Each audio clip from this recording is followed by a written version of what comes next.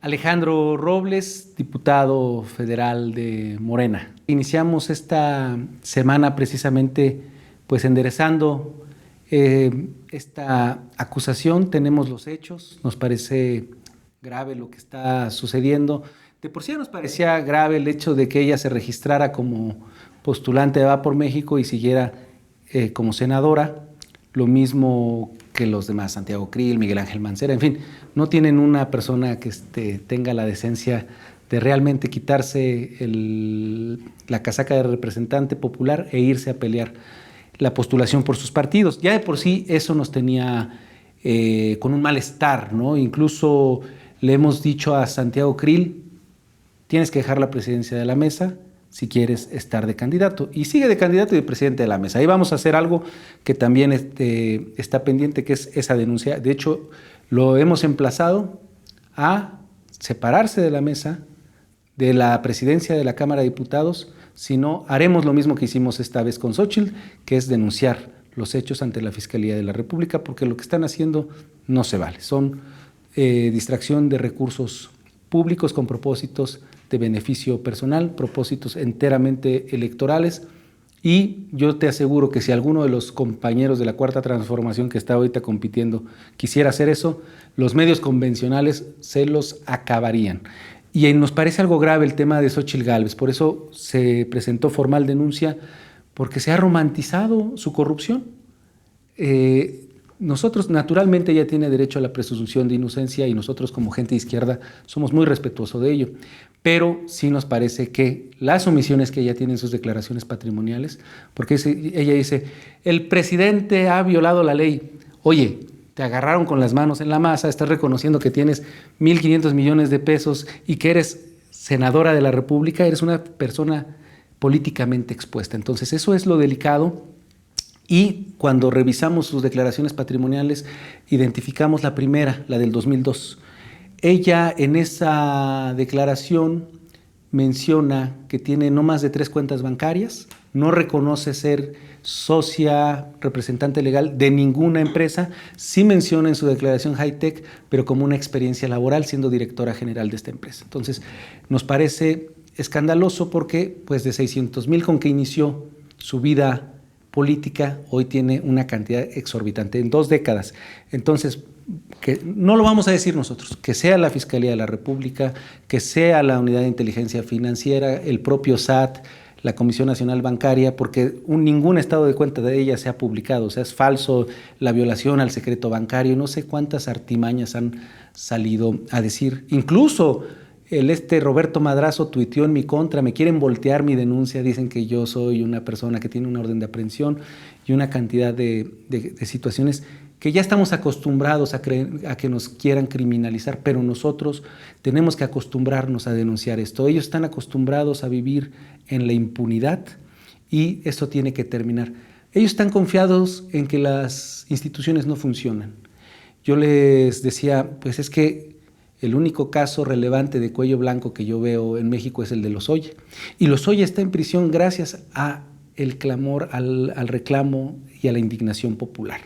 Se le vio en toda la comodidad en un restaurante en Polanco y solo por eso lo volvieron a llevar a prisión. Si no, de lo contrario, pasaría lo que ha ocurrido con todos. Ricardo Anaya en Atlanta, Mauricio Toledo en Santiago de Chile, el torturador Cerón en Israel.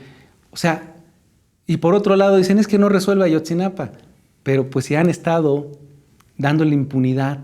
Este país tocó fondo por la corrupción política. Si Andrés Manuel López Obrador obtuvo más del 50% de los votos en 2018 es porque fue el consenso, acabar con la corrupción y la corrupción en su manifestación de élite, la corrupción política, la de cuello blanco.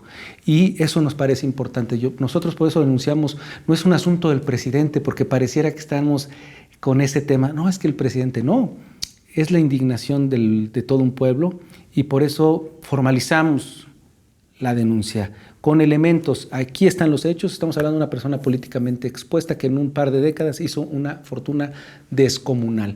Los 77 millones que ella obtuvo con conflicto de interés, bueno, presuponemos que es conflicto de interés porque lo hizo durante el tiempo en que ella es funcionaria, son nada a comparación con los 1.500 millones que tienen contratos con empresas de naturaleza privada.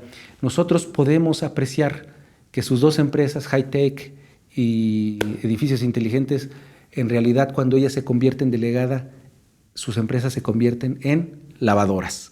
¿Por qué? Porque de ahí viene todo el recurso, coincide con el proceso de gentrificación de este polígono que es lo que nosotros llamamos la mafia o el cártel inmobiliario, que son Benito Juárez, Miguel Hidalgo, Álvaro Obregón, Coyoacán, ¿no? Que pues estos alcaldes se hacen de la vista gorda y Big Grand, City Towers y todos estos desarrolladores, donde hay permitidos 5, construyen 8, 9, donde hay permitidos 10, construyen el doble, donde están permitidos 15 pisos, construyen 30 y tantos. Eso es la fuente de riqueza de la derecha en la Ciudad de México. El amo y señor de la derecha es Jorge Romero, gracias a esta gentrificación, porque es ganar, ganar para ellos. Expulsan a los pueblos de esas situaciones, de sus barrios, y traen gente donde nosotros no podemos entrar ni siquiera a tocar las puertas, ¿no? Y que en un futuro van a ser unas pajareras. Ese es el modelo de ciudad contra el que estamos y es lo que ha hecho la clase gobernante, la mafia. Eso es el cártel inmobiliario en la Ciudad de México y tenemos estos elementos, esta gran coincidencia de que siendo jefa delegacional de Miguel Hidalgo se hizo de esta fortuna descomunal. Insisto, vamos a darle el beneficio de la duda, ella tiene su derecho a la presunción de inocencia, pero vamos a ver si es un exitoso caso de emprendedurismo como ellos sostienen o se trata de un típico caso de corrupción política. No lo vamos a decir nosotros desde esta trinchera, desde Morena, que lo diga la autoridad. Y así como va, si no hay presión social, yo es lo que quisiera, que el pueblo saliera a decir un ya basta. No podemos nada más indignarnos cuando hay masacres, cuando pasa algo, sino en este momento. México tocó fondo. México antes del 2018 había identidad total entre el gobierno y la delincuencia organizada. Era el Estado narcotraficante. Tenemos que precisamente salir de eso. Todavía a nosotros nos indigna mucho que acusen a este gobierno de todas estas situaciones, de todas estas consecuencias y secuelas que nos dejaron el Estado fallido que significó el régimen neoliberal. Entonces vamos a estar denunciando, vamos a estar muy activos en este sentido y pedimos a las víctimas, porque a fin de cuentas hay víctimas, o sea, los desarrolladores le daban lana a los delegados para que se hicieran de la vista gorda, pero los desarrolladores sacaban su negocio íntegro. Entonces, ¿quién la pagó? ¿Quién la paga? Pues los incautos que compraron esos departamentos. Recientemente tenemos conocimiento que en Coyoacán, uno que se llama Hyde Park, la gente tuvo que dejar ese edificio que está ahí por Gran Sur. Y lo mismo, 15 pisos estaba permitido según el uso de suelo y tiene 30 y tantos. Entonces, ¿quiénes son las víctimas? Las mismas gentes, los incautos, los compradores que pensaban que estaban haciéndose de un gran patrimonio. Y en el 2017, pues muchas de esas edificaciones colapsaron o quedaron inservibles y tiene que salir el Estado a reponerlos. Y el Fondo de Reconstrucción, por ejemplo, esa misma mafia. Les recuerdo, en 2017 se conocía a ese grupo que estaba bajo el comando de Miguel Ángel Mancera, otro que anda de presidenciable de Va por México, pues eran los tres cochinitos, Jorge Romero, Mauricio Toledo y el finado Leonel Luna. O sea, no solo hicieron el gran negocio con la gentrificación, sino de paso les cayó el Fondo de Reconstrucción, se sacaron del país esa fortuna seguramente, o no se ha sabido. Las autoridades no han deslindado dónde está ese recurso y gran parte de ese recurso se convirtió en pantallas, tabletas, vajillas, una cantidad de cosas inimaginables para la compra de voto en la Ciudad de México. Entonces, pues es este círculo perverso que tenemos que cortar de alguna manera. Muchos me dicen, es que la Cuarta Transformación no funciona. Oye, pues es que Andrés Manuel no es la Fiscalía y él ha cumplido. Yo no voy a traer las instituciones, no las voy a hacer instrumentos de venganza Y el presidente así es, él no tiene ningún propósito. Es más, por eso no hay denuncias en contra de ella, por eso tenemos que ser nosotros quienes procedamos, porque no es un asunto de estricto tema de rencilla política, sino es un asunto de justicia que se tiene que llevar a cabo, ¿no? Entonces eso es básicamente lo que nos representa esta denuncia. Son los hechos que nosotros presentamos, que es una persona políticamente expuesta con una riqueza que tiene que explicar, que nosotros presumimos ilícita. Y los elementos de prueba que estamos presentando son sus dichos formales, que son las declaraciones patrimoniales, que por cierto, cuando se hace jefa delegacional, se reserva parte de la información. Ella tiene derecho a que no se haga pública la versión completa de esas declaraciones y así lo hizo. Y también por lo mismo estamos pidiendo estos peritajes contables para saber a ciencia cierta de qué tamaño es la discrepancia entre lo que ella ha consignado en sus declaraciones y lo que es sus cuentas de veras, ¿no? Entonces eso es lo que quisiéramos saber. ¿Cuánto va a tardar esto? Insisto, queremos que la gente presione porque ella puede llegar a ser candidata por México, la podemos derrotar en las urnas y seguir esa denuncia durmiendo el sueño de los justos. Yo les ponía el ejemplo, por ejemplo, el ejemplo de Mauricio Toledo. Hace prácticamente un par de años que se le desaforó. Es la hora que la Fiscalía de la República no ha pedido su vinculación a proceso por las operaciones con recursos de procedencia ilícita, porque no se enriqueció nada más lisa y llanamente. Se le trató de extraditar por un enriquecimiento ilícito, que fue lo que solicitó la Fiscalía de la Ciudad, pero la de la República no hizo su tarea.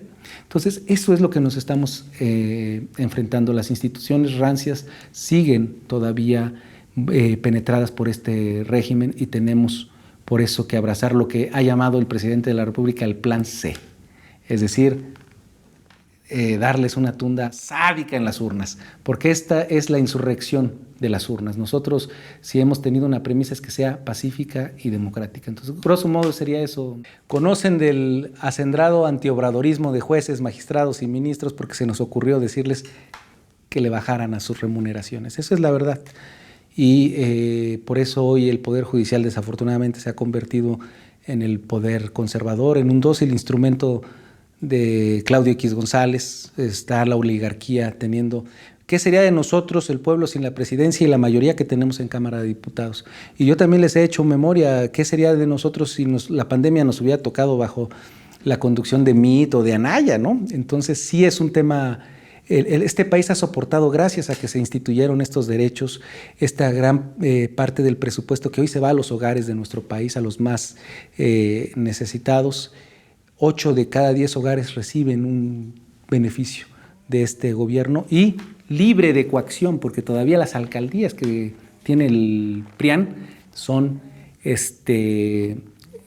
instrumentos de coacción esos programas. Como lo acabamos de vivir en la liberación del Estado de México con Delfina, las mujeres estaban amenazadas de que les iban a retirar la tarjeta rosa si no le daban su voto al PRIAN. Entonces logramos liberar esa tierra, ese territorio. Yo creo que eso es una de las grandes conquistas de la transformación ya, el que pese a los medios convencionales estuvieran hablando pestes de nuestro movimiento, que Delfina, que los no sé cuántos, o sea, ellos nos la voltean, ¿no? O sea, yo por eso les digo, no, pues a mí pueden buscar porque tengo toda la conciencia tranquila, tengo la tranquilidad de que no he metido mi mano en ningún lugar indebido y dicen que para tener la lengua larga hay que tener la cola corta y nosotros desde el movimiento no tenemos cuentas con la justicia, vivimos con la conciencia tranquila. Yo les pido a la gente que exprese su hartazgo a esta corrupción política.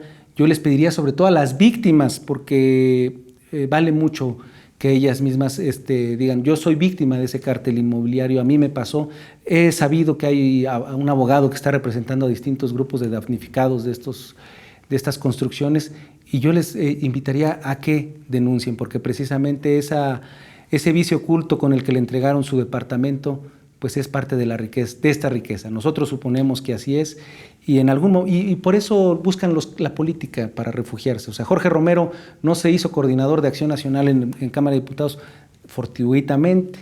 A Santiago Taboada no lo están postulando a jefe de gobierno aquí en la ciudad fortuitamente, sino precisamente para llamarse perseguidos, ¿no? Así como, o sea, la victimización es la estrategia para la impunidad de la derecha. Yo te podría sintetizar eso. Ellos se están victimizando y lo vemos en el tema esto de romantizar la corrupción en el caso Xóchitl, pero también lo vemos en el caso este que te introducía de Santiago Krill, diciendo que sufre discriminación por ser rubio, de ojo claro. O sea, es una vacilada lo que están haciendo, ¿no? Entonces, tenemos que poner fin a ese privilegio. Lo que yo puedo comprender que Santiago se sienta, esa discriminación que él asume es la pérdida de un privilegio. Y quiere decir que estamos haciendo lo correcto. Que ellos se sientan, que los privilegiados se sientan discriminados es sinónimo de que están sintiendo amenazados sus privilegios, y sigamos por ese camino de alzar la voz. Yo le pido a todas y todos y al pueblo de México a demostrar que no es el presidente, que no es López Obrador, sino que es el sentir y el clamor del pueblo de México.